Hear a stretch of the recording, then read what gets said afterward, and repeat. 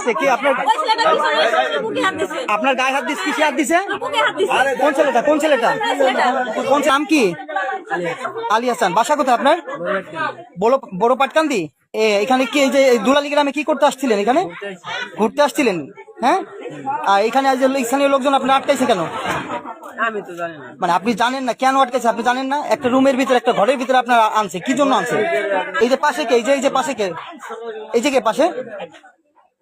পাশে কে? এই যে পাশে কে? বলেন, কথা বলেন। পাশে কে? এর সাথে আমার সম্পর্ক। সম্পর্ক করেন? এই আপা, আপনার বাসা কোথায়? মাগুরা। এইখানে এই যে যে নগরকান্দা উপজেলা, আপনার যে পুরাপাড়া ইউনিয়নে, হ্যাঁ, এই যে কি গ্রাম জানো? দুলালি গ্রামে। দুলালি গ্রামে আসছেন কি করার জন্য এখানে?